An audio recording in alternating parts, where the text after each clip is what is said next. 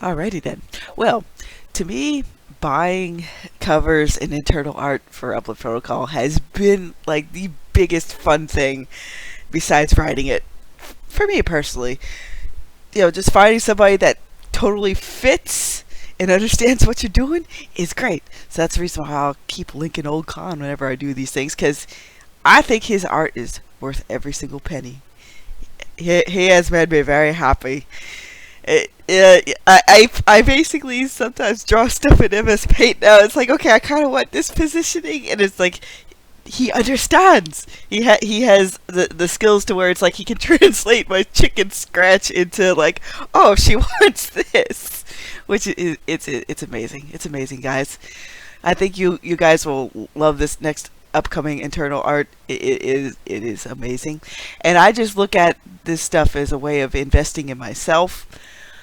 In fact, with my writing, I just see it as an investment overall. And the fact that book 4 is nearly done, because I'm up to issue 22 right now, about to hit issue 23. And then, I'll go back and try to edit some things together, try to find most of the flubs. You won't always find all the typo flubs, but hey, just keep going forward. That's the reason why I'm not in like the big revision mode right now, because I want to get the story finished. And then I'll go back later and then, add in other things, maybe more description, a bit more action scenes, wherever it might fit, and maybe change up the word usage and that sort of thing, because I know I have a couple words that are like kind of like favorites of mine. So that's what I'm ultimately going to look for once I go back for like what I consider the revision stage. But that really ultimately isn't going to happen until after I'm finished with book 12. That's the reason why the overall official release beyond the blog is going to be like mid 2023, just because I figure I'll give myself about a 4 or 5 month window to like revise stuff, go back through and like, okay, make highlights of, do I want to switch this out, that sort of thing, XYZ. Nothing really bigger beyond that, but it also gives me a time to basically break things down and like, okay, where do I need to change anything, if at all? Because I think that slows down some writers, because again, you get caught up in the loop of like, oh, I have to perfect this to the best of my ability, when me personally as a writer, I think it's more important to finish the story. You guys can always go back and revision stuff later, but having that main skeleton of beginning, middle, and end already produced and sitting there, it's like working with the base of the cake. You can always add the flourishes and everything else later, all the extra lovely little tidbits. Because to me, at this point, whatever you're gonna write, just keep writing. Again, if it's even a paragraph a day, a page a day, a couple of thousand words a day, basically pulp rev kind of day, where it's like, I'm going to try for that 10k words a day. Eventually you'll get there. Eventually I think we'll all reach a good medium and a level of output, depending on what you want to do with your writing. Again, like nowadays, 500 words flows pretty easily from me. I can usually do that in about maybe like 10 to 20 minutes. And again, even if it's just a basic kind of like, here's the bit where the action goes, here's where some dialogue goes, even if it's just a simple, a little outline for an issue or a chapter, that's what I'll do at the bottom. I'll have list like, okay, this is what's going to occur in this issue, and this is how it ties into the main narrative, and does this forward a main plot line, or does it forward a side plot line which ties into the main plot line? Because I try to make a lot of the side plot lines tie into the overall main setup of the story. That way it just keeps it easier to keep everything together. And just depending on what you want to put on the page, what events you want to showcase in your story, Not everything is going to be front and center. It all just depends on the writer what they want to put in there. That's sometimes it might seem simple, but sometimes people also kind of get caught up in a endless cycle of what to put down and what not to put down.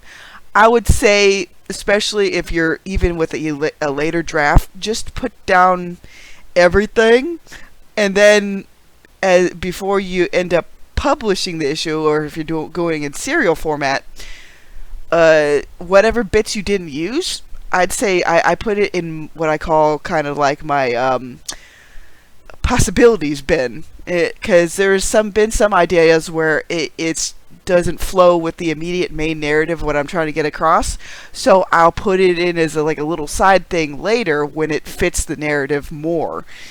Like the stuff with Sam and Jacob, I actually moved that around because what I wanted to get across initially with book 4 was just kind of how, what the balance was in Typherian society. So the role they had to play didn't really make as much sense for it initially. So that's the reason why the upcoming chapter is going to have a little bit of like a catch-up time with them, and you'll get to see what they're doing, and also for Project Freefall. And also the big reason why, even though it's been mentioned in passing, a lot of people that would have become very vulnerable to the fact that Eliza's secret identity is no longer a secret, a lot of them actually live on the Dyson spheres within Project Freefall. It's pretty massive. Like, if you're trying to think of the scale, sometimes you don't have to describe the scale in its whole entire complete picture. You can just kind of unroll it in bits and pieces, so that way it doesn't end up turning into like pages and pages and pages of like exposition. It's okay just to unfurl things a little bit at a time. At least that's how I try to do it in my writing. Plus, you'll see a lot more of Dexter and his dad doing stuff. The Allfather is going to start basically throwing more shenanigans into the ring. And like I said, by the end of season 2, which will be book 6, the Cold War will have its switch flipped and it will become an all-out open war. But to control part of it, just like what I've done from before, I'll showcase some very key battles, but you will get the sense that it's just like, wow, they really did prepare fairly well.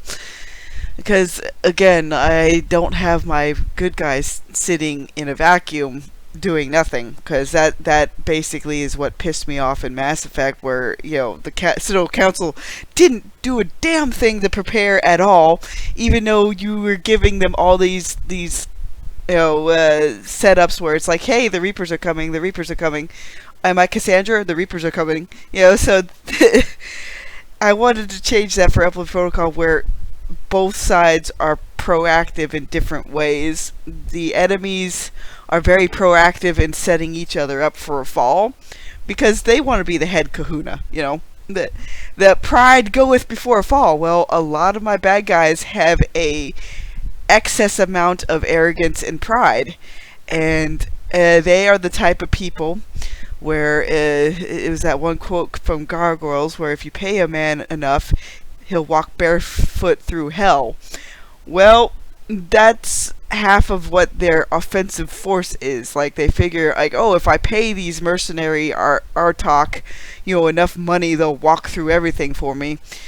Which you'll find out that a certain Mr. Nix, not the son, but the father, is seeing the writing on the wall. So there's that hanging plot thread that's going to come into play later. That's the biggest thing with me. It's like, it's not that you don't have enough ideas. It's just like which ideas to really showcase front and center while you're writing. Because again, I'm not finding much problem, putting stuff in the middle, as it were. Because I have a guiding post of the ending, and I even want to take some time to showcase little bits and pieces of the aftermath of after Eliza solves the a bit of the unity issue of like, oh, the devil got lost in its details. Oh my. But I wanted to show a little bit of that stuff, to where people can see, okay, yes, there is going to be a bit beyond, the main ending, because I want to make sure that this main series has a good epilogue to basically cap everything off. And, like I've said before, I'll go back through and see if there's any kind of fun like little anthologies or like a miniature side series I could do. I'm definitely going to do a Bardaxian one. There's no doubt of that. But I might do a little anthology to kind of like fill in the blanks of some other things, because there's a whole lot of history or like some setups I could go through just involving, Golden Bulleteers adventures. So I might just concentrate with the anthology with like little side stories about the characters that I couldn't really squeeze into the main overall trunk of Uplift Protocol, which is just it's just fine. I'm fine with that. How about you guys? How's everybody's day going? I guess overall the big teal deer of all this is to get your book front and center. Make sure it has covers that complement what it's about, and it'll give readers a very clear indication of what it's about or what kind of wheelhouses it covers. Because again, with my book covers, it's going to indicate like, oh yes, this is superhero space fantasy. It's a bit more, on the space fantasy, like I'll still have superhero aspects, but more of that will probably come out in the anthology, because right now Uplift Protocol is kind of like in super duper superhero cosmic mode, so it's not as Earth based at the moment. I mean, Earth has an important role to play, don't get me wrong, but I personally, as a writer, I just love exploring, what's out there amongst the stars type of thing. But you will see like the whole, beacons of Gondor being lit, especially in season 3 and following up to season 4. It's just gonna be kind of like a full-on race after a bit, because again, right now both sides are trying to marshal their forces, as it were. And later on, I'll show you one of the primary bad guy alternate universes that's going to try to sail away and be hearty in the main universe, but just like with everything else, the bad guys will end up putting their foot in their mouth and then trip over themselves. I mean, it's not to make them stupid, it's just that because bad guys often want to grasp more than they can hold because they're very selfish and self-centered, they often trip themselves up. That's just my modus operandi for a lot of the bad guys. Their overall core nihilistic tendencies, sheer me mentality, and overall very miserable attitudes and genuine envy is usually what KOs them. Even if, say, some of them display fairly canny kind of tactical know-how, then by just the absolute vice of them being a villain means that they will fail. The villains are never right. They are warped versions of what people should have as virtues. Have a good day, everybody.